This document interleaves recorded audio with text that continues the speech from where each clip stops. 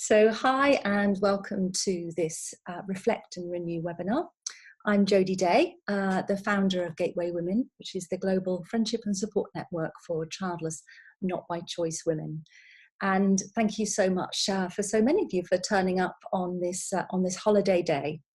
So yes, well, Twixmas. I've just learnt that some people call this Twixmas, this kind of slightly strange week between Christmas and New Year.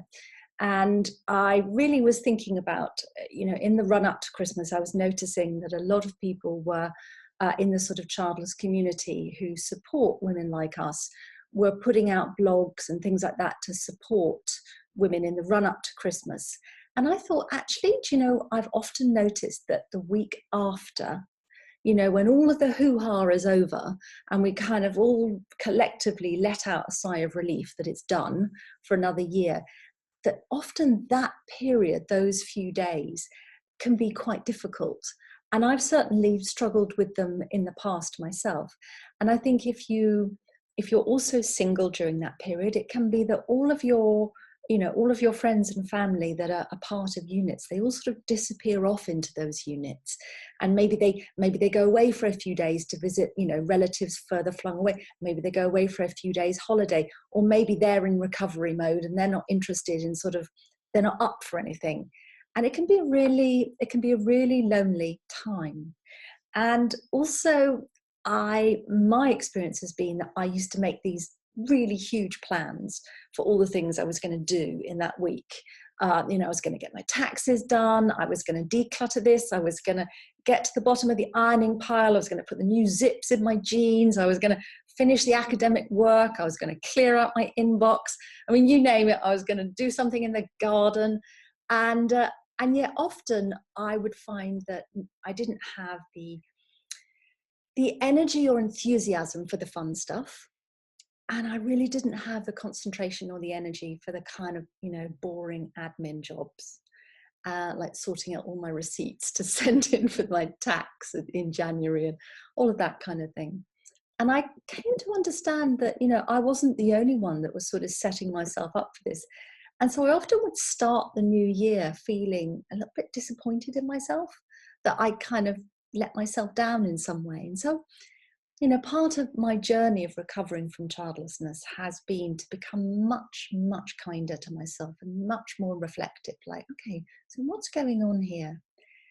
And I began to realize that actually this in-betweeny time is a very, very deep moment in the calendar, very quiet moment in the year when anything that's kind of any unfinished emotional business, by which I mean grief usually, that's hanging around, has some space to come up.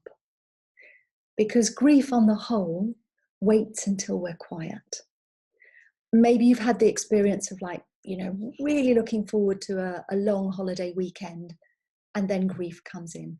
Or you're really looking forward to maybe, a sunny holiday on a beach or going somewhere.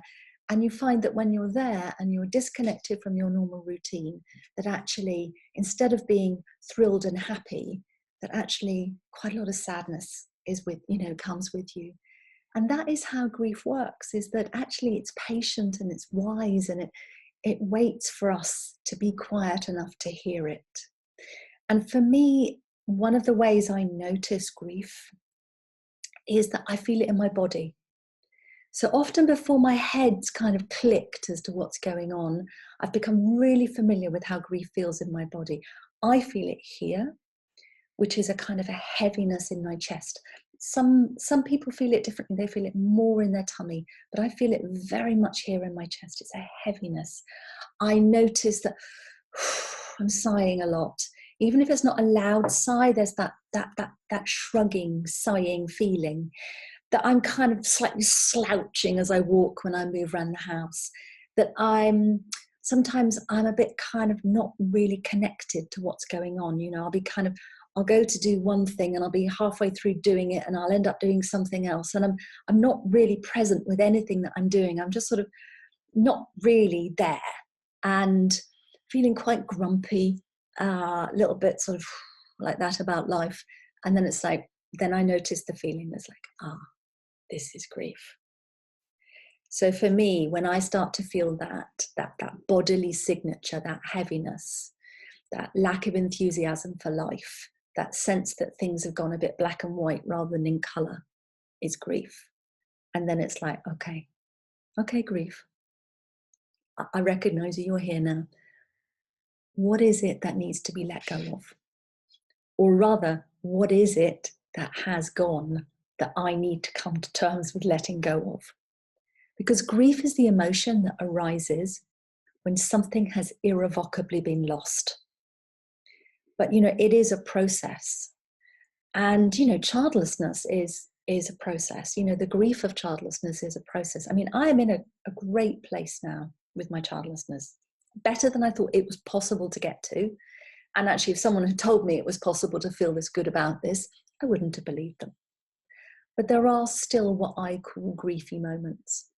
And actually, for me, this Christmas has been a lot griefier than I was expecting. And although it hasn't really been specifically around my childlessness, it's definitely been connected to my childlessness because, if I'd been able to have children, and I'd had children in my marriage many years ago, I'd have grown-up children now. They'd be young adults. I would have that whole connection to the next generation that I see in my friends. Not all of them, but many of them. And yes, I know it's not always an easy connection, but they are kind of embroiled in life in a way that I'm not often.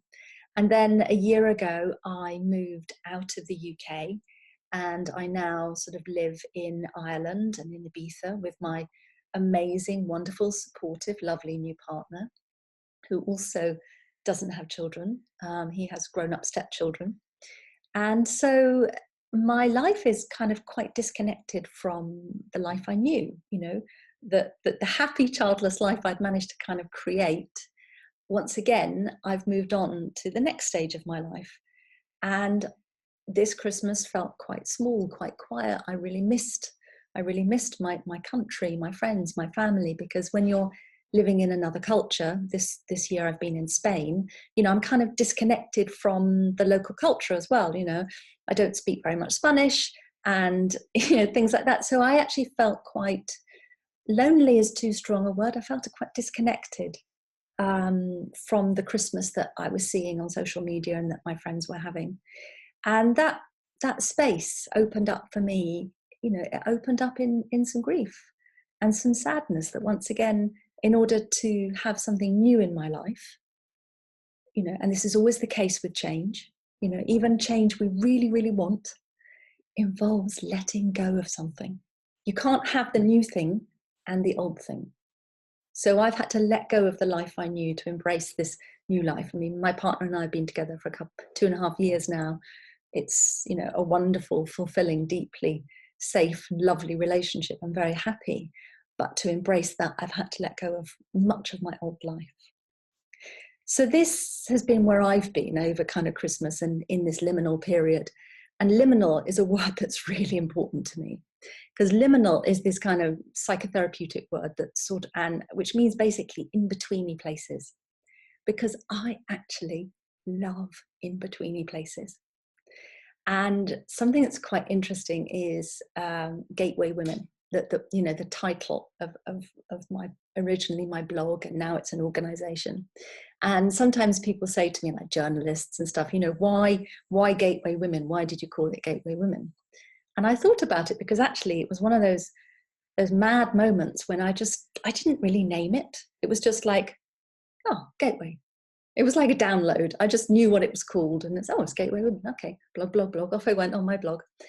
And I thought about it later, and it's really about, when you think of what a gateway is, it's something that stands in between two places. It's a threshold. And it can either be something which is stopping you from entering into something you want. And for us, many of us have not been able to cross the threshold of motherhood. And, or it might be something that opens and allows you through into that next place. And I realized that all my life I have been fascinated by thresholds.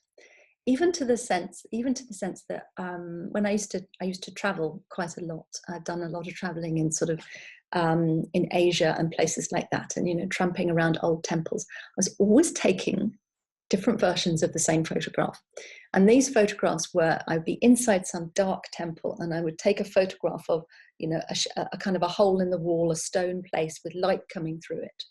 So it would be like light on the outside, dark where I was standing, and I would take a picture of that threshold. I've got so many of these pictures.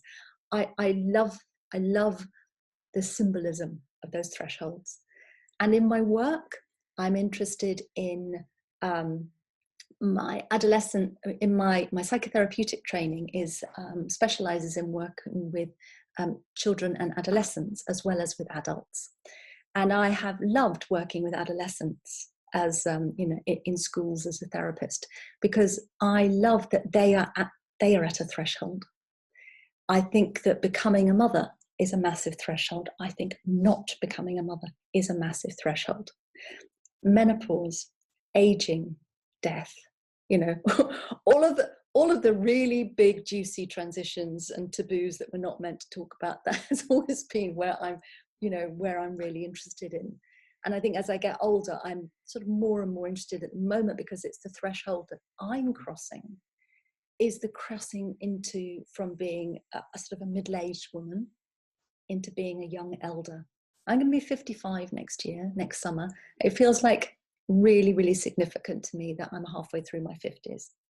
So I wanted to read something to you, which is a poem by a poet that I absolutely adore, and who I find in in-betweeny times, really reflective times like this time of year, that poetry really helps.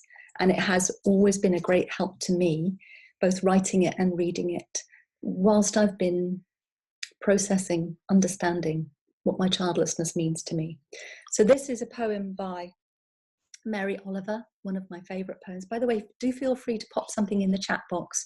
You can either send a message to me or a message to everyone, if there's anything that comes up for you that I can address later. So this is Starlings in Winter by Mary Oliver. Chunky and noisy, but with stars in their black feathers, they spring from the telephone wire, and instantly they are acrobats in the freezing wind. And now in the theatre of air, they swing over buildings, dipping and rising. They float like one stippled star that opens, becomes for a moment fragmented, then closes again. And you watch and you try, but you simply can't imagine how they do it. With no articulated instruction, no pause, only the silent confirmation that they are this notable thing, this wheel of many parts that can rise and spin over and over again, full of gorgeous life. Ah, world, what lessons you prepare for us, even in the leafless winter, even in the ashy city. I am thinking now of grief and of getting past it. I feel my boots trying to leave the ground. I feel my heart pumping hard. I want to think again of dangerous and noble things. I want to be light and frolicsome. I want to be improbable, beautiful, and afraid of nothing, as though I had wings. That kind of chokes me up, because it's so beautiful, because I know that so many of us want that. We want to feel that we can fly again, but we feel connected, sort of chained to the earth, by our grief. And I guess we tend to think in our society that we're so grief illiterate, it's quite spectacular, that grief is a linear process and that once you're through it, you're done. I've really come to understand that grief is an emotion. It's always with us. It's always present. It's like we are the sea. If you imagine, all our emotions are just like this huge sea. They're all there all the time. And some are rising and some are falling and some are more present than others. And grief is always there.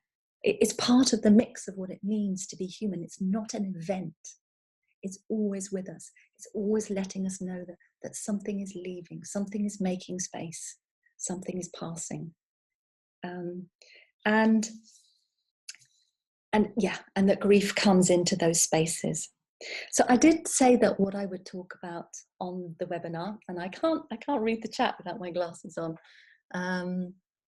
It was lovely to see some of you. Shannon's the poet is Mary Oliver, and so I wanted to talk about what has helped me during some of these, just some of the difficult in-betweeny times, but also, really what's helped me with my grief. And I think I've identified it as three main things that I'm going to talk about on this. One is self-compassion, one is self-care, and one is grief work.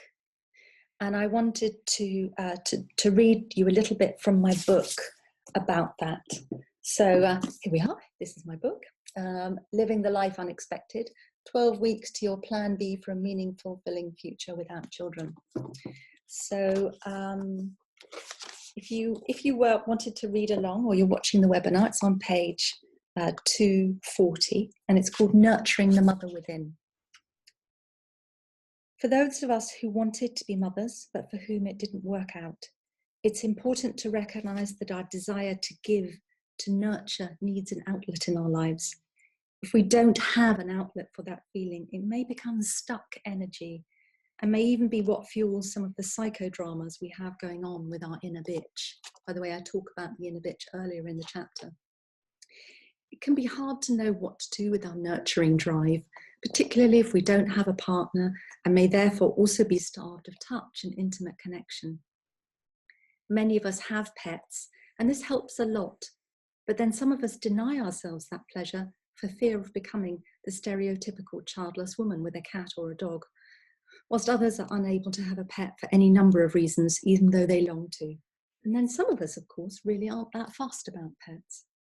Pets, partners, or neither, there is someone we can nurture, and she's probably in desperate need of it.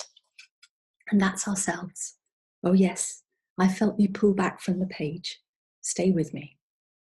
It can feel hard even contemplating the idea of nurturing ourselves these days, as it requires developing an intimacy with ourselves that we may have shut off. We may also have to battle through the idea of self-indulgence and self-obsession before we'll even consider it.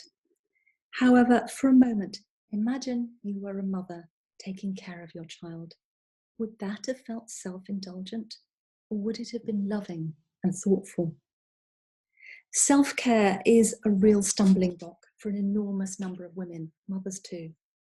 I'm not sure what's happened in Western culture that we're bombarded all the time with exhortations to take care of ourselves, which usually requires us to do something to make our bodies look other than they do. Yet very few of us seem to feel really comfortable giving ourselves the time to nurture ourselves. Somewhere along the lines, self-care and self-indulgence seem to have merged. I sometimes wonder if it's an almost puritanical thing, as it seems to me that women in more Catholic cultures such as France, Spain, and Italy seem to treat themselves much more generously and kindly, and don't seem to feel guilty about it. Self-care is not self-obsession.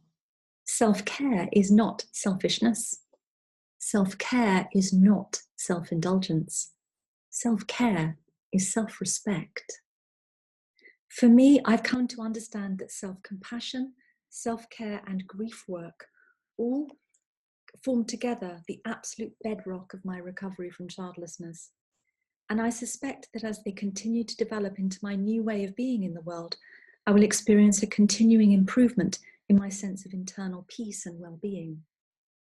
The internal resistance that can come up to these perhaps new attitudes and techniques can be huge. I've seen an awful lot of eye rolling in workshops when I've mentioned self-care. And I've come to understand that sometimes we avoid it because being kind to ourselves can bring up even more grief, although in fact, that's actually more healing.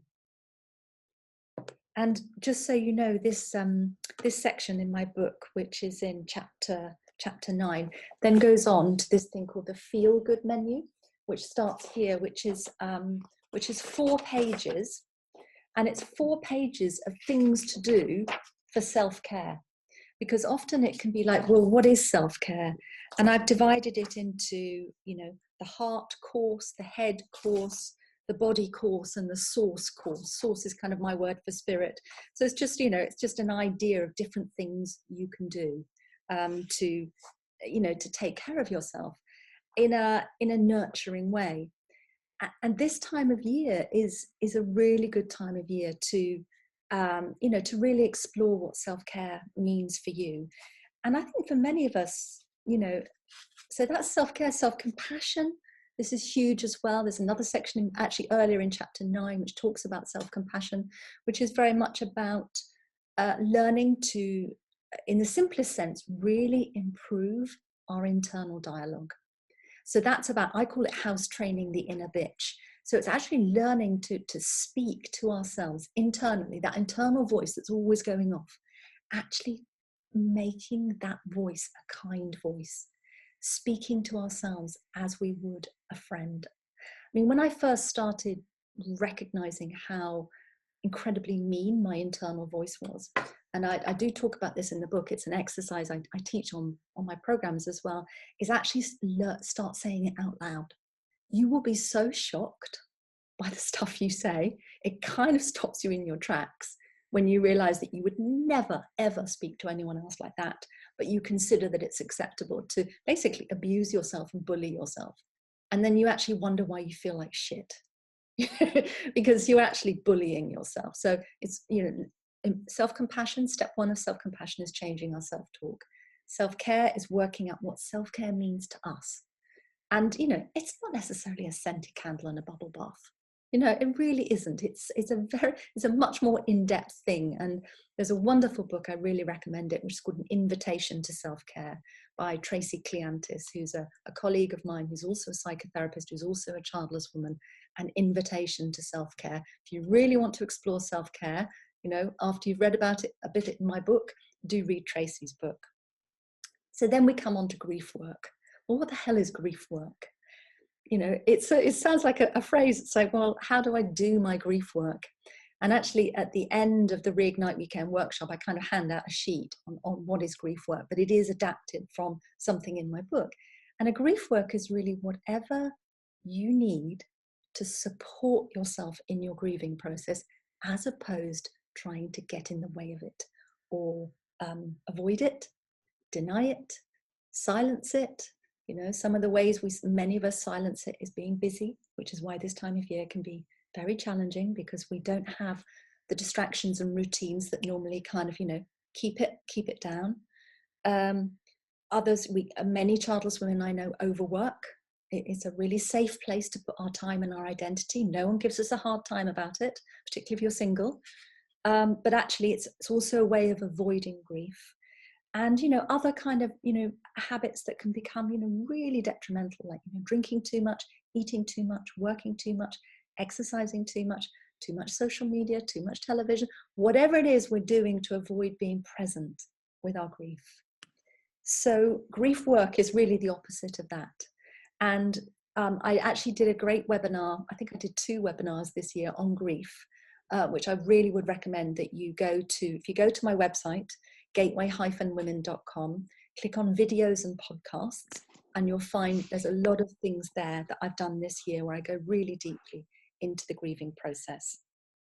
I mean, for me at this time of year, I find, for me, being of service, doing this webinar, reaching out and seeing who I can help at this time of year is something that really helps me, with my grief, is because it's about connection.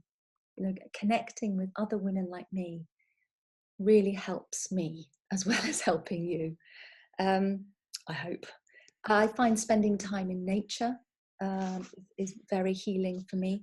I know it's going to sound really strange, but doing kind of tasks, little tasks around the house, like sort of, a bit of decluttering, a bit of weeding in the garden, sort of organizing and sorting things, but nothing that's on my list usually. It's none of the tasks that are. I do find that sense of putting things in order helps me to process internally what it is I'm trying to put into order. I also think, and this is really important, and it's not something anyone we don't allow ourselves to do it, and the culture is very much against it. deep rest. I mean, really deep rest. I mean, a long nap without the alarm clock set. You know, a lazy morning in bed, reading a book. Time away from our screens. You know, just really, just absolutely unplugging. So it can be about connecting, or it can be about disconnecting. And you'll find lots more ideas on that in both chapter 9 of my book. So next thing I wanted to talk about, because I think there's so much going on in the chat, which I'll have a read in a minute and start doing some responses to, is New Year's resolutions. I'm not having them. I hate New Year's resolutions. And so I'm thinking that actually what could be more important, or perhaps more appropriate for us, is instead of thinking about what we're going to do, what we're going to change, what we're going to improve, is what are we going to let go of? What is it time to let go of in our life? You know, because that is what grief is there, you know, for. Grief is there to support us to let go of things. So in a way, have a conversation with your grief. Find out what aspects, you know, you can let go of. I mean, one idea I read about was to write a letter to those things that you want to let go of in 2019. And then, you know, take that letter and burn it. And I think that's a beautiful idea. I mean, there's a section on rituals in chapter 4 of my book, because I created this ritual, which is about saying goodbye to your children. Very, very, very powerful, quite scary ritual to do. A lot of women, you know, think about doing it, but then don't. It's a great one to do if you can get together with another childless woman and do it. It has a profound effect. I am a huge fan of ritual, because it's there. You know, all human cultures have ritual. It's there to support us to make visible the invisible, and to support us as we transition through a threshold. So many of the rituals in our culture are around parenting and partnering. You know, once you've got sort of past the age of 18, it's about, you know, having children and having partners. So if you're not involved in those things, then it's your children's milestones and rituals. So we can really, really have a sense that our lives are very kind of, you know, ritual light. So I'm a great one for thinking, how can we create them? So if you do choose to, you know, create some kind of ritual around this time of year, around what you're choosing to let go of, I'd love to hear about it. So I'm just going to have a look at the chat, because I can see it's just whizzing past me on the screen. And let's see what's going on.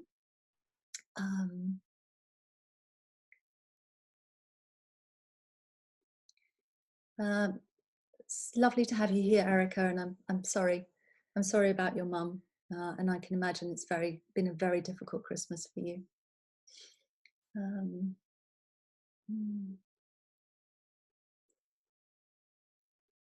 Yeah. Someone saying that they pour themselves into their work, but they find it helpful. Absolutely. I do the same. I think it's about recognizing when you are using your work inappropriately, when you're using it to avoid your feelings. You know, when does it tip over from being helpful to perhaps being too much of a distraction? And that's going to be very, very different for each of us. And it's going to vary from time to time. Hi Kiara. Kiara cleaned the cooker yesterday. Absolutely. I did the windows in the bathroom this morning. So Patricia recommends good quality sleep rather than a nap. I would love that. Good quality sleep and I parted company when the perimenopause started. So, but I still seem to be able to nap. Oh yes, and someone mentions overspending. That's right. So, you know, sort of too much shopping. That can also be a bit of a distraction that can tip over into an addiction, that we have to be very careful. Yeah. Okay. So it's just nice to see you all chatting, you know, chatting to each other. So I'm going to move on to a few of the questions that have come up, that participants have sent in before the webinar. And if you have any questions, there's one that's just come in. Let me just see. Okay. So the first one is, how do we deal with intrusive questions from others? I mean, the person who wrote in said, I'm not rude to them, so why do they get to be so rude to me? Can I just say that this is, I probably get asked this every single time I do something. I mean, this is so, this is such a common experience that we all have to deal with. And I would say, in chapter 5 of my book is called Liberating Yourself from the Opinions of Others. It's all about this.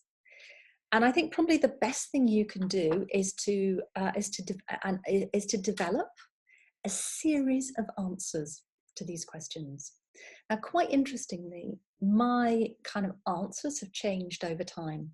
So when I was in, the depths of my grief, it's next year will be a decade for me, a decade of kind of recovering from childlessness, is that, these questions were such hot triggers for me. And, I would either avoid social events, or I would leave them, or I would dread them, or I would dread, because I would literally sort of feel like frozen in the headlights by people's questions, and sort of so stunned that they couldn't realize how incredibly painful and inappropriate they were, that I would just, do you know what I mean? I would just get stuck. And I have seen people, and I'm not alone with this, many of us have had this experience. I have seen people, when they've asked me if I have children and have found out it's not, have literally kind of been standing like at a cocktail party or something. And when I've said no, they kind of go, and they've just walked away. they are so dumbfounded and so unable to kind of know what to say next. They have just walked away and just left me standing there like Billy No Mates going, oh, that went well. And I used to find it incredibly painful. I mean, why wouldn't you? It's like, well, I used to say, I developed this answer. I used to say, unfortunately not. That was how I used to answer it. Because I didn't want people to think it was a choice. Because actually at the beginning of my journey, I was actually pretty anti-child-free women. I didn't want to be thought of as someone who'd chosen not to have children, because I was extremely prejudiced, because I didn't understand them. And I had this conditioned belief, people have conditioned beliefs about us, and we have conditioned beliefs about other people, that somehow they didn't like children, they were anti-children, that they weren't very nice people, that they perhaps weren't sort of proper women in some way. And so I didn't want to be thought to be one of them. I have learnt over the years, I've met many child-free women. I've read a book which really opened my mind, which I do recommend, which is called Selfish, Shallow and Self-Absorbed. And it's 16 child-free by choice writers talking about that choice. And they're all writers to begin with. So it's an amazing book of essays. I really, really recommend it, because it just shows you that their path to being child-free can be just as complex as our path to being childless, and can involve halfway journeys to motherhood. It can involve grief, it can involve abortions, it can involve miscarriages, it can involve partners who choose not to have children. It's not like, oh, I don't want to have children. But I digress. So I didn't want people to think I was child-free, so I'd say, unfortunately not. Now these days, a decade later, I wouldn't say unfortunately anymore, because I no longer feel that my childlessness is a misfortune. If I had my chance again, I'd still like to have a go at being a mum, but I don't think I got the booby prize in life because I'm not a mother anymore. I think that my life I am living a messy, imperfect human experience of being Jody, the one that doesn't involve having children, as opposed to the messy, imperfect human experience of the Jody who did have children. Neither of them would have been a slam dunk winner, but I no longer, deep in my soul, I no longer believe that I'm any less of a woman because I don't have children. So therefore, it's no longer unfortunately not.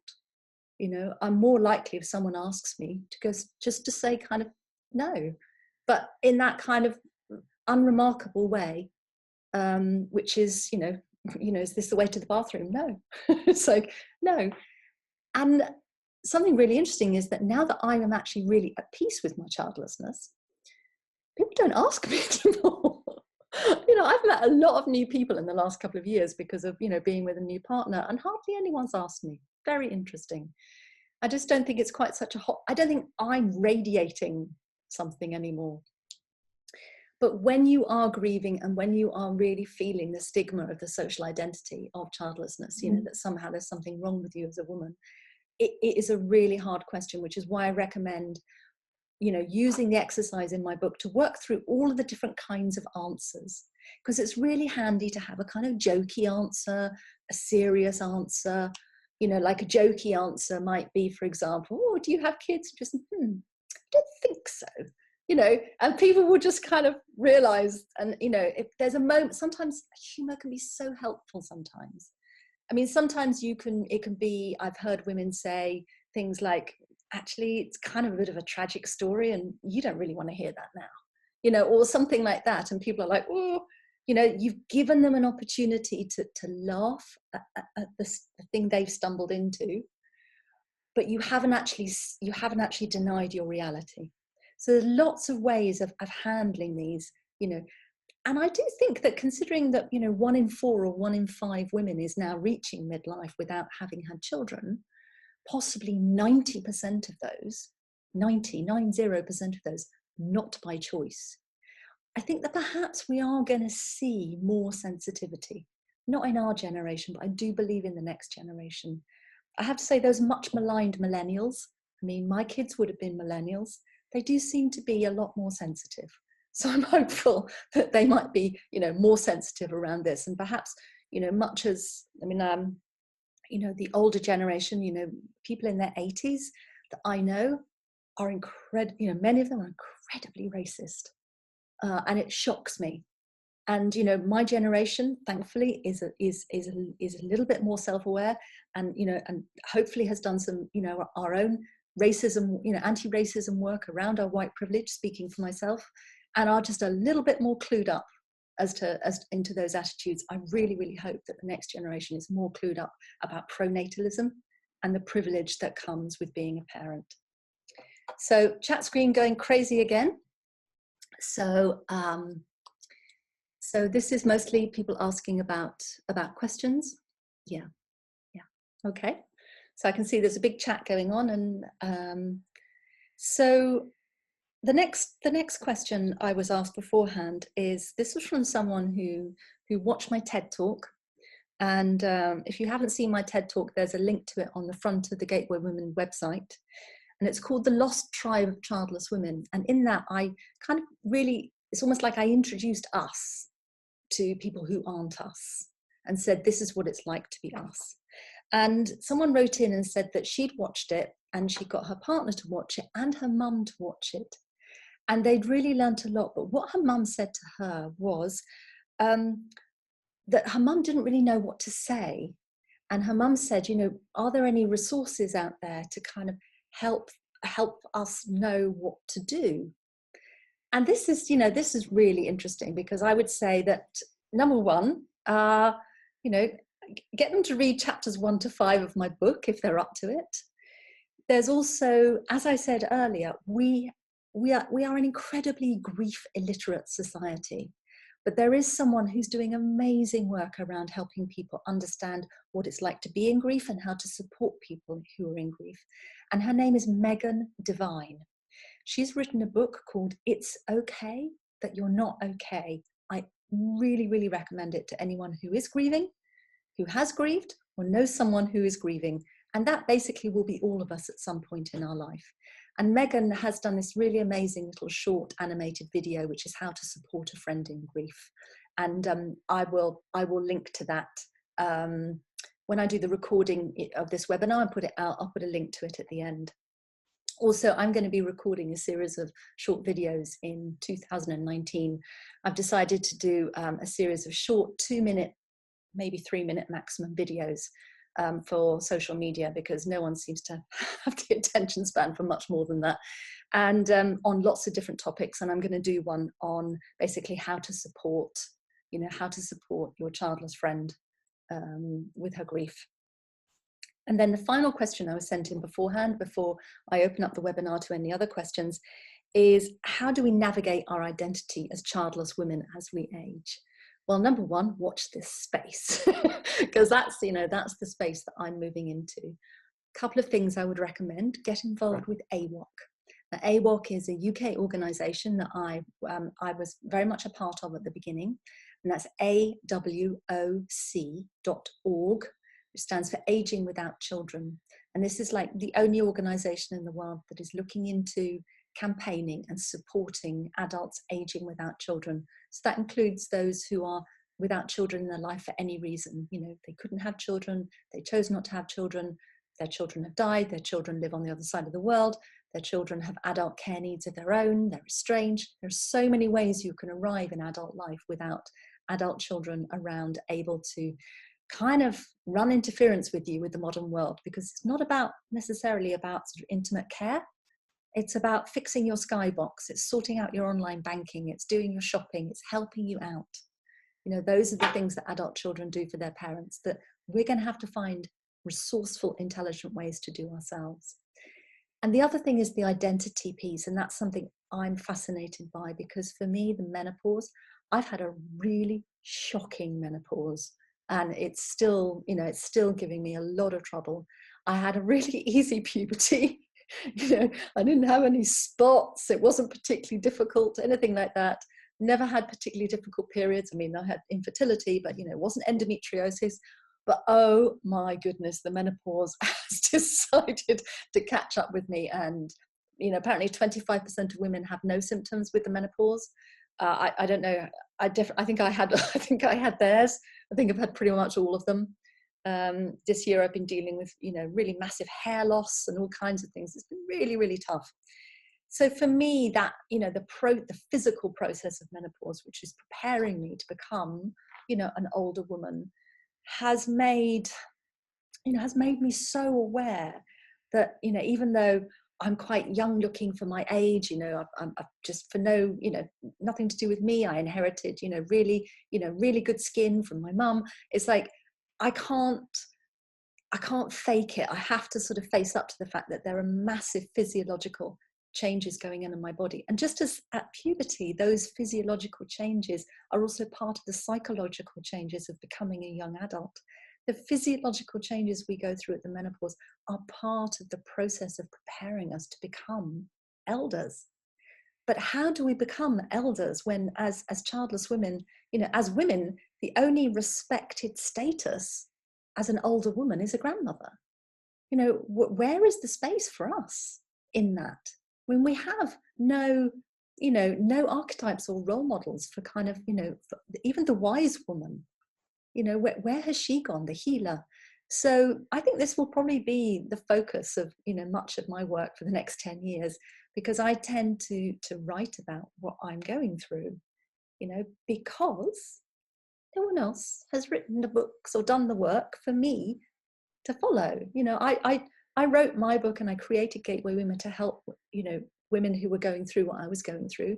And I will continue to do that. I will continue to explore and discover and report back from the front lines of, you know, what works, you know, by speaking to other women like us and hopefully finding those role models and elders who can help guide me. I mean, I'm quite excited about becoming a young elder and hopefully becoming a radical old lady, you know. I'm not going quietly. So, but for those who are looking for practical guidance, chapter 12 of my book is all about aging and all about the identity shift of becoming an older childless woman. And it's called Taking Off the Invisibility Cloak. So there's practical stuff about aging without children, and also the liminal, archetypal, transformational stuff, the two areas that I'm really passionate about. Okay, so that's all the questions that I had. And I'm just going to have a look at the chat. So yeah, Lucianne, AWOC is amazing. I really recommend it. If you're on Facebook, they have a fantastic Facebook group as well. So go to awoc.org and then you can find the link to the Facebook groups. And yeah, advocates in old age, this is all the kind of work that AWOC is doing. Aunties, an auntie is a childless woman in her 70s. I have a childless auntie too.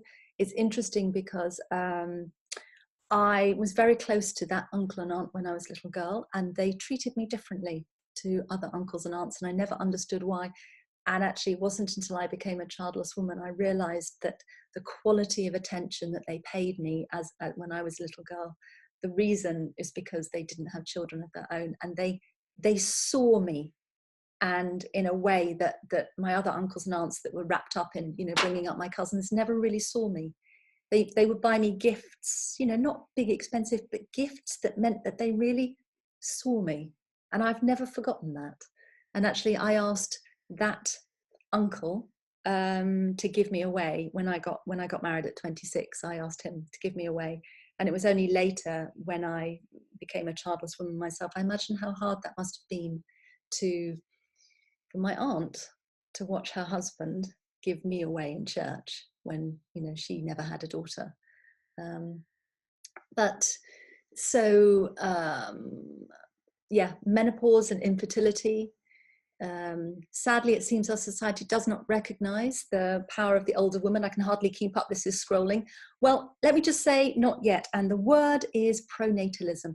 When you add pronatalism to sexism, to ageism, which is the three things that as aging childless women we have to deal with, the silence is deafening, the taboos are deafening. You know, we have to dig deep inside ourselves, and we have to support each other to really, really appreciate our value, to actually realize what we have to offer back to society and to the next generation, and to have a voice. You know, and I really want Gateway Women to be that voice for women as, you know, as we age. And much as I want it to be there, you know, for the millennials, you know, when those young women who wish to be mums realize they're going to be childless over the next 10, 15 years, I want Gateway Women to be there for them. But I also want those of us who've been there, who've been part of it for 10 years, I want us to become the wise elders, to become the wise old aunties to the younger childless women. So yeah, any questions just in the last 10 minutes? And if you want to turn on your microphone and speak your question, you're very welcome, or you could just pop it into the chat. Erica, how can we communicate with the men in our lives, not necessarily in a romantic sense, and gain support, as they are a bit different to how to relate when already struggling with women? It's a very big question, Erica. I think it's going to depend on the man and how sensitive he is around other issues. So I guess without a little bit more context there, I can't quite understand. I mean, the fact is that men and women have the capacity to be understanding and empathic, or not. So it's not really, you know, maybe tell me a bit more, maybe I can help. Sorry, it's whizzing past so fast. Kirsten, there's a trend in my workplace to bring babies to work, not just socially, but into meetings to support mothers. It's a major distraction. Babies don't like meetings too much to handle. Any thoughts, Jody? Yes, there is an article on my website, and it's called, if you go gateway-women/workplace, there's a really interesting blog on there with lots of resources. I think childlessness in the workplace is probably the area where we're actually going to be able to start push back first. So it's going to be a big focus of my work kind of going forward. And I'm actually doing a project with a very, very big international, very well-known organization to start looking at this kind of thing. I would love it if you are an HR, if you are a childless HR professional, please get in touch with me, because I think we need to write a big paper together. Okay. Now, how do I respond to the have you considered adoption question? I think there's lots of ways you can answer that. I think the first one is, have you? Because adoption isn't just necessarily the, you know, the place for childless people. It's not some kind of booby prize for childless people. And people really think they're being helpful. It's what I call a bingo. If you watch my TED talk, I sort of discuss bingos, and, you know, have you thought of adoption as one of them? And my answer that I'd love to give is like, no, oh my God, I forgot. You know, I mean, it's such a silly question. And we all get asked it. Something, have I been approached to be a guest on Woman's Hour? I've been on Woman's Hour twice. Hopefully they'll have me back again one day. And Kay Williams, yes. Megan Devine, that's the one, that's the writer I was talking about before. And I work in occupational development in the NHS, many colleagues in HR, thank you very much. And yeah, okay, that's lovely. So I can't see any more questions for now. So I guess I will just, okay, there is a question. I really struggle with not feeling comfortable with some of my friends with kids who I feel lack empathy for my grief. They maybe don't, but that's how it feels. I want to be true to myself and speak out and not alienate them, or learn how to let go of my expectations of them. Thanks. Okay, this is a huge one. It's a very, very difficult one. I'd say that what I learned with this was an expression I learned from my time in the 12-step movement. I used to go to meetings called Al-Anon, which is for friends and families of addicts and alcoholics, because it was alcoholism and addiction that did for my marriage 16 years ago.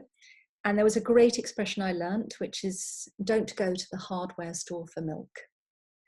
And that is sort of stop expecting something that isn't available. And it's very hard, but those friends may have other things to offer other than empathy. I mean, if they don't have other things to offer, that's also, you know, something to think about.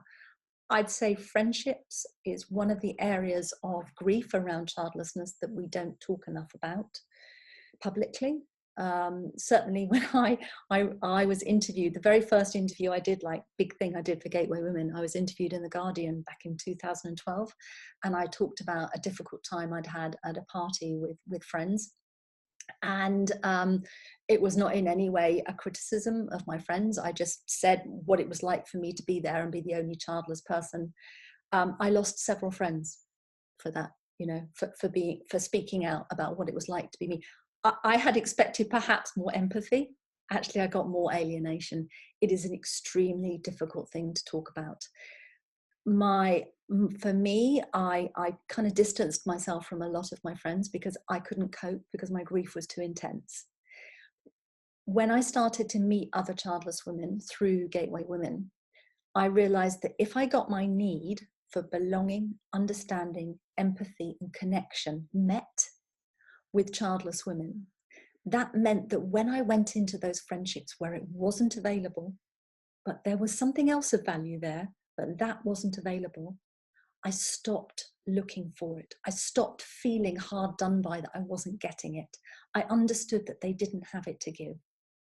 Now, what the difficult thing is, you have to decide is, if they don't have that to give, is there enough else that's going on that you want to remain in this friendship? Now, it might be that you don't have to end the friendship. Maybe you kind of slightly reprioritize it. Maybe you let it kind of, you know, just go quiet for a few years, and then maybe you know, refresh it later. I mean, I have a friendship with a very, very dear friend I've known since I was 15. And I've really noticed that since she got divorced and her children have left home, you know, she's got 3 grown-up children, she and I have become much closer again, because, you know, she's more available and our lives are a little bit more similar again. I have other friends who are mothers, but who are, and actually even this friend I'm talking about has always been very empathetic. She's tried to be very empathetic. She hasn't always got it right, but she tries, which is, you know, means a lot. But then I have other friends who are mothers who've been really amazingly astute and empathetic and kind. I also know childless women who are completely tone deaf. So I hope that helps, Chiara. I mean, I think it's our desire to be understood by them is very powerful, because intimacy and honesty are kind of the same thing. So if we're not able to share this incredibly important part of ourselves and have it understood, that does really affect the intimacy in the relationship, which is really, really hard.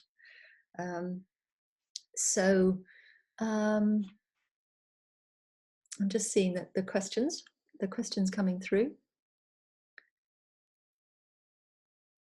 Yeah, so it's about really the comments that are coming through about, you know, really painful things that friends have said to us. If we think back to the 1970s, you know, I was growing up in the 1970s, I was born in the mid-60s, so it's like the 1970s were my kind of growing up years. And I remember that on British television, in order for a character to be the funny character in a sitcom or anything like that, they were gay. Gay people were a figure of fun, and they just had to be gay to be laughed at. Okay, it was completely acceptable to just laugh at people for their sexuality. No, you know, that was, it was not just acceptable, it was funny. And that is now, a generation later, that is completely unacceptable, and there's even laws against it. Now, I think that also we need to accept that our friends live in a time when they are not yet aware of how unacceptable it is to a growing section of the population to only to see everything through the eyes of parenthood. It's called pronatalism. I really would urge you all to educate yourself about it. I do write about it in my book. Pronatalism is the ideology that says that being a parent is the most important and adult role that anyone can play, and that it is more important than any other way of being adult. If you go to my website and you look at podcasts again, videos and podcasts, you'll see something that I gave a 10-minute talk about calling time on pronatalist privilege.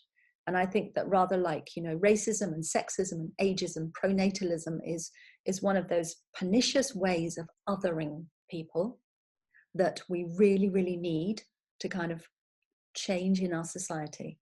And, my work and the work of, many of my colleagues and other writers is doing that. It's going to take 20 years. I do believe we're 10 years in with, my work is 9 years next year. And, they've, really started, that people started writing about this kind of just in the US, like a couple of years before me. So I really do believe that in 20 years time, we will be having very different conversations, and we will hopefully be supporting each other, in much more finessing ways. So I'm just going to have a look. Yeah. I've lost a lot of friends too, and I've moved on from a lot of friends. I went from finding people painful to boring, because in the 20 years that I wasn't having children and my friends were having children, our lives have gone in very different directions. And actually, although I've had quite a difficult life, I've had a very interesting one. And sometimes we don't have a huge amount of common anymore, and they can be quite envious of me, and the traveling I've done, the studying I've done, the way I've developed myself personally, the way I've turned my pain into Gateway Women, the book, the TED talk, the blah blah blah blah. It's like they can project onto me that something extraordinary and be quite jealous of me too. It's very interesting how this goes. So we are now 1 hour. Yep. I'm sorry to hear that some of your friends have fallen away, Anne. I do understand that, and it's amazing how many people think we should be over it by now. As I say, it's not the flu. I think if it's childlessness is a lifelong emotional and social and identity loss as women. I'm not grieving a baby anymore. It's been a long time since I kind of grieved the idea of having a baby. But, my role in society is still defined by the fact that I don't have children. And then I won't have grandchildren. And then I won't have children around when I'm aging. This is not something that I'm sort of being indulgent about, caring about. This has a massive impact on my life and will have until the day I die. So, when people say you should be over it by now, I'm sorry, it's not the fucking flu. It's like, so thank you so much to all of you for being on the call today. It's been lovely to have you here and see your names popping up in the chat. And I'm going to be sharing this recording, and I'll share some of the resources at the end that I've been mentioning in it. And lovely to see all of your thank yous. And do know that there is support online at the Gateway Women online community. Just go to the Gateway Women website, click community, and you can join there. Or if you're already a member, you can access it there. And thank you so much. And I would say, if you have a New Year's resolution for 2019, perhaps it should be kind. Be kind to yourself, because being childless is really tough, and we don't need to be mean to ourselves. Okay, so lots of love to all of you. Thank you for being here, and I hope it's been helpful. So bye.